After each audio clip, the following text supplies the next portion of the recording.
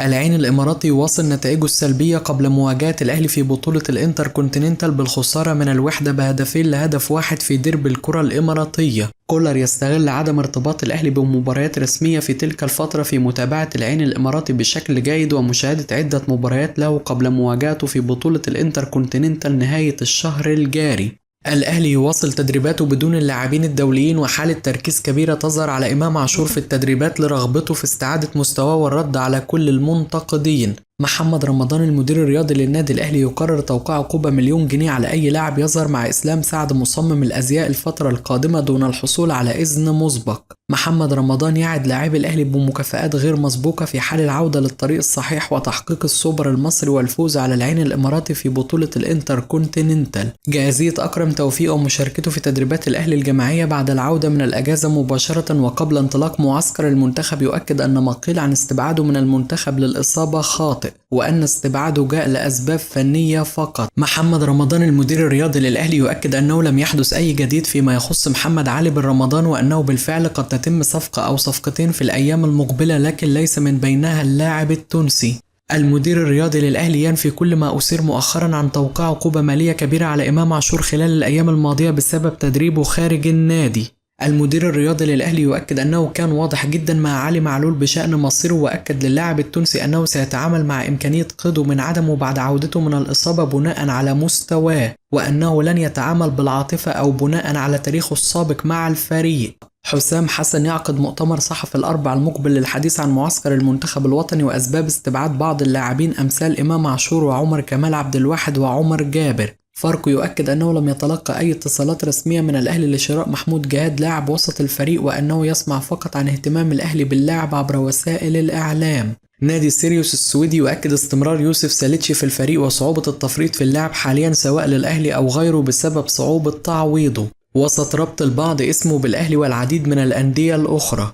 المهاجم الفلسطيني يوسف ساليتشي يؤكد للصحافة السويدية سعادته بجذب اهتمام العديد من الأندية بالمستوى الذي يقدمه مع سيريوس السويدي الفترة الأخيرة، ويؤكد أنه في نفس الوقت لا يشغل باله بهذه الأمور كثيرا، ويركز فقط على تسجيل الأهداف والاستمرار في التألق ومساعدة الفريق على تحقيق أهدافه. ويؤكد أنه لم يشعر أبدا بالحاجة إلى مقارنة نفسه باللاعبين السابقين في الفريق سواء وسام أبو علي أو غيره، خصوصا أنه لديه ثقة كبيرة في نفسه ويريد دائما أن يكون أفضل. أحمد سالم المتحدث باسم مجلس إدارة نادي الزمالك يوجه اللوم الشديد لمحمد الجرحي عضو مجلس إدارة الأهلي بسبب ردوده على بعض الزملكاوية على وسائل التواصل الاجتماعي، ويؤكد أيضا أنه لا يعلم لماذا الأهلاوية يستكترون على جماهير الزمالك الاحتفال بقضية ناصر منسي أسبوع رغم احتفالهم بقضية أفشة 4 سنوات على التوالي.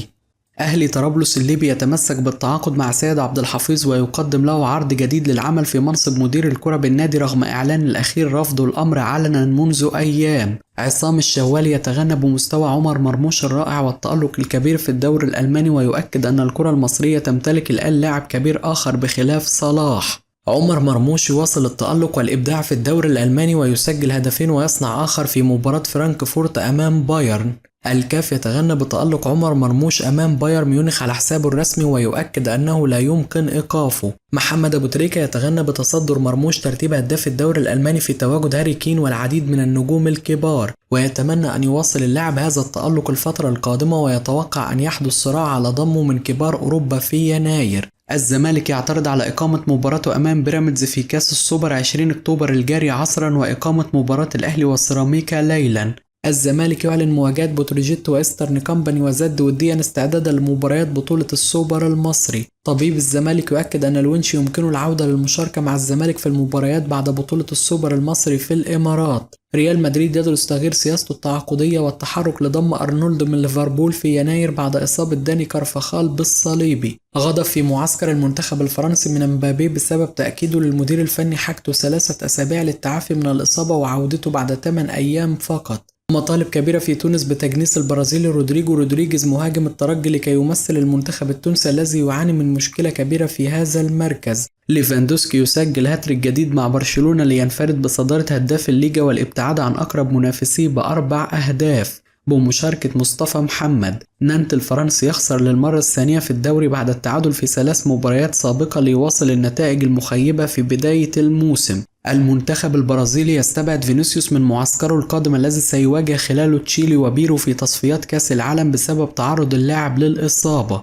والد زين الدين بالعيد في تصريح لجريدة الوطن: نجلي سعيد جدا في بلجيكا ومستمر بشكل طبيعي مع فريقه، ولا يوجد أي شيء بخصوص انضمامه للنادي الأهلي سواء في يناير القادم أو بداية الموسم القادم. لا أعرف ما هو دخل أحمد القندوسي بنجلي ولماذا كل هذه التأويلات. استغربت مما حدث بشدة وخرجت للتوضيح، ولكن الأهلي لم يستدعيني من أجل الإدلاء بأقوالي لأن ليس لي علاقة بالأمر تماما. فكري صالح مدرب حراس المنتخب الوطني السابق. مصطفى شوبير حارس مرمى موهوب وقادر على حراسة مرمى الأهلي والمنتخب أساسيا. اتفرجنا عليه في كل الدرجات وعمل أرقام جيدة جدا، ولا يوجد خوف عليه من حماية عرين الأهلي أو عرين المنتخب الوطني. فكان متواجد في نهائي أفريقيا حينما أصيب محمد الشناوي ولم نشعر بغياب الأخير تماما، وكان أحد أسباب التتويج بالبطولة الموسم الماضي. السبيل الوحيد لرفع مستوى حراس مرمى المنتخب والحفاظ على مستوى محمد الشناوي هو أن يكونوا جميعا على أهبة الاستعداد للمشاركة في المباريات أساسيا،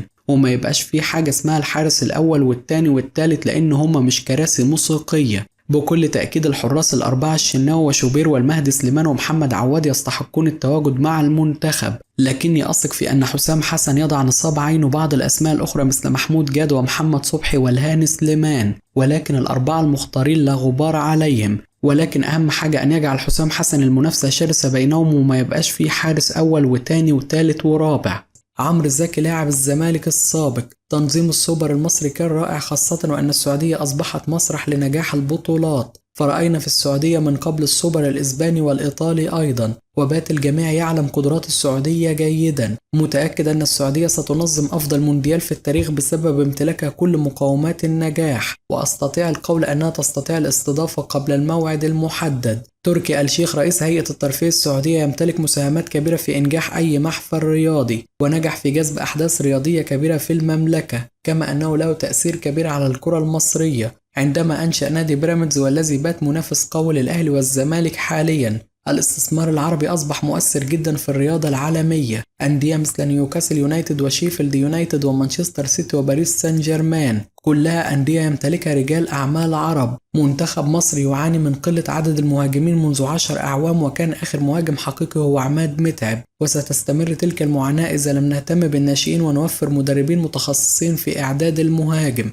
اللعب للأهلي والزمالك ليس سهل، وعلى أي مهاجم العمل فقط ولا شيء آخر، لأن الوضع سيتغير معه وسيخوض بطولات أكبر ومباريات أكثر. توج بالسوبر الإفريقي من يستحق واجتهد ولم يتعالى على المباراة، وكان هناك الكثير من الأحاديث قبل اللقاء، وتلك الأحاديث أصابت لاعبي الأهلي بالغرور، وفي نفس الوقت كانت حافز للزمالك واستغلوها بشكل جيد. الاستفزاز الذي تعرض له الزمالك قبل المباراة كان ميزة للفريق الأبيض وزاد من حمل اللاعبين وروحهم القتالية، وكانت له علامة فارقة، ويجب على اللاعبين القدامى احترام الكيانات أكثر من ذلك. قبل المباراة كل المعطيات كانت لصالح الأهلي، وهو ما جعل الفوز مثير ومؤلم للمنافس بسبب الثقة الزائدة، وهذا خطأ كبير. جوميز نجح في تحقيق بطولتين قاريتين في موسم واحد، وتفوق على مدرب الغريم التقليدي في المواجهات المباشرة بينهم، وهو مدرب جيد، لكن يجب أن يتوفر له كل الإمكانيات والمناخ الصحي حتى تستطيع أن تحاسبه.